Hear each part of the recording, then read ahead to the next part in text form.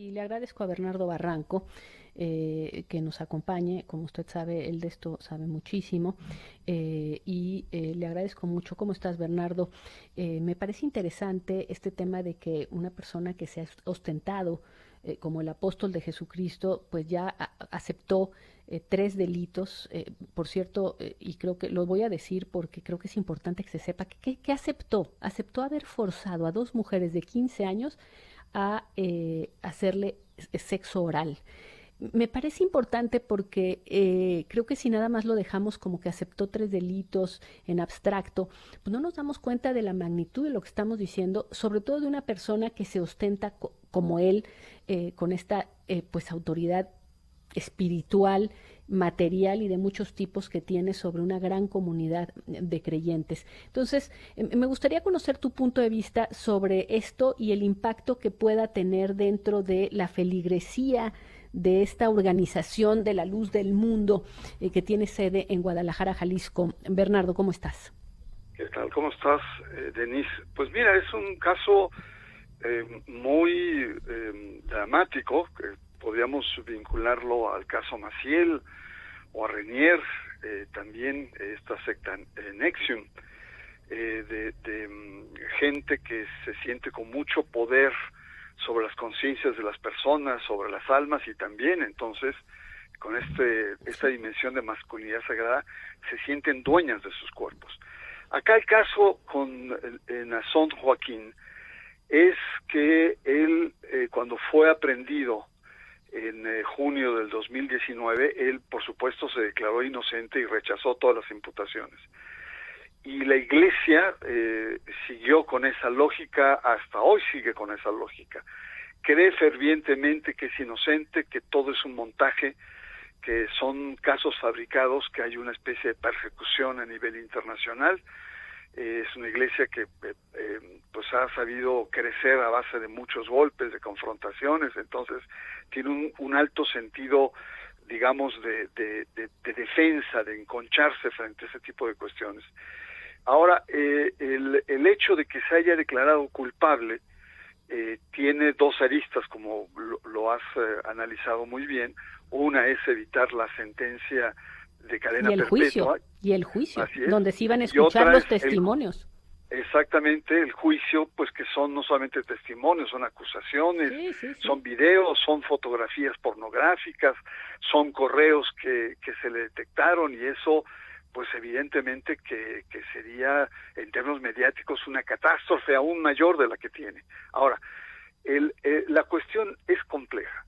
¿Por qué es compleja? Porque estas mismas acusaciones las vienen arrastrando su abuelo, que es el fundador de la iglesia, y también su padre, ¿no? Samuel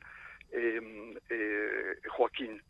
Entonces, y a todos ellos se les imputa el tener una especie como de un harem o un grupo de doncellas esclavas sexuales. Y ahí, en ese caso, la iglesia tiene una responsabilidad, porque solo no lo pueden hacer ninguno de estas tres generaciones. Y ahí la iglesia le debe una explicación a su feligresía y a la sociedad. Y otro, si sigue con el relato de la inocencia, del complot, etcétera, etcétera, también se están haciendo cómplices de cobertura, como pasa en la Iglesia Católica. Entonces, creo que esto que pasa en el mundo protestante, evangélico, pentecostal, es algo muy indicador de esta perversa relación que muchas veces existe entre religión y sexualidad. Pero déjame hacerte una pregunta, porque ayer escuchaba yo a una de las primeras denunciantes, de nombre Xochitl, de Naasón, y lo que ella decía es, perdón, es que esto no es solamente él, esto es toda una estructura, esto se sabía en la iglesia, tan se sabía que básicamente las mujeres que rodeaban a estas niñas ofrecían a las niñas, era aceptado el tema de entregarlas a las niñas a que, digamos, fueran parte de este harem de esclavas sexuales. Y existen leyes en nuestro país, porque aquí está asentada esa iglesia. Existen leyes, y yo lo que quisiera preguntarme es, Imagínate, finalmente lo que hace el fiscal al llegar a este acuerdo, que es muy de acuerdo, o sea, es muy, digamos, ocurre muy a menudo en Estados Unidos que se hacen estos acuerdos y no se va a juicio. Pero al hacerlo, nos quedamos sin escuchar muchas cosas que tienen implicaciones en México.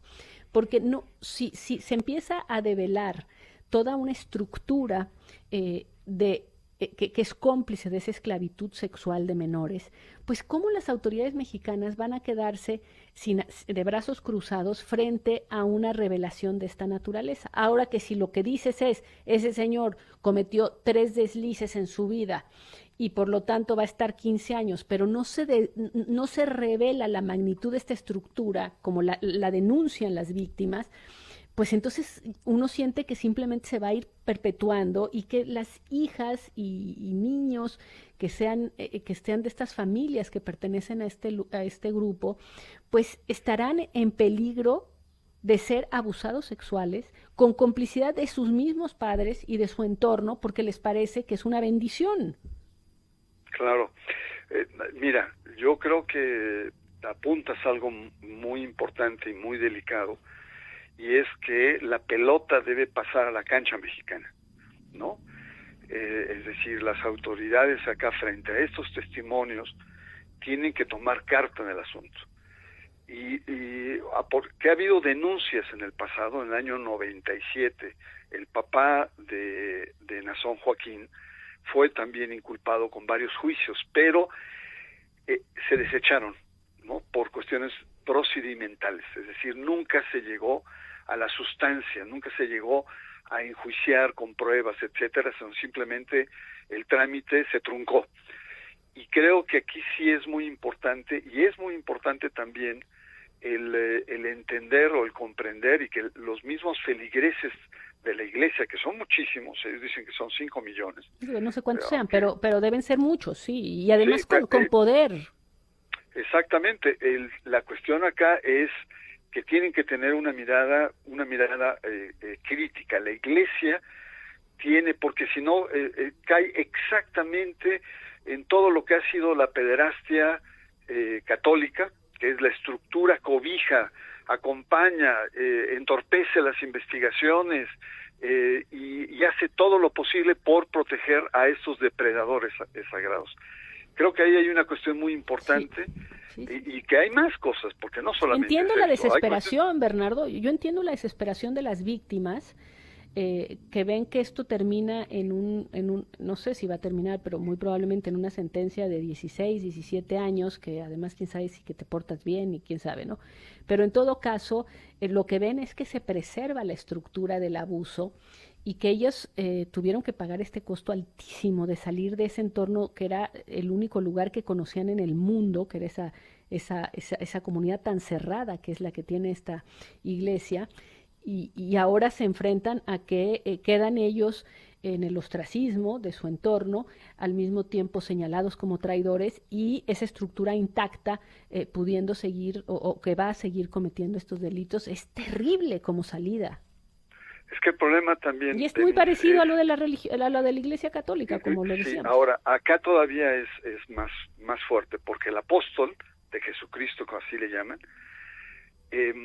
descansa sobre sus hombros toda la estructura. Él es el pivote de toda la institución, es una especie como de papa, ¿no? Y porque hay toda una dimensión sagrada en torno a su proceder. Y por supuesto es un ser inatacable, es una persona que se acata todo lo que se dice, y que probablemente vengan ahí los caprichos sexuales y las perversiones de varias generaciones de esta estructura. Ahora, no solamente estamos hablando de abusos sexuales, hay también temas de lavado de dinero. Sí. La UIC ahí también ha metido el diente y ha registrado cantidades fabulosas de de que se han ido anteriormente.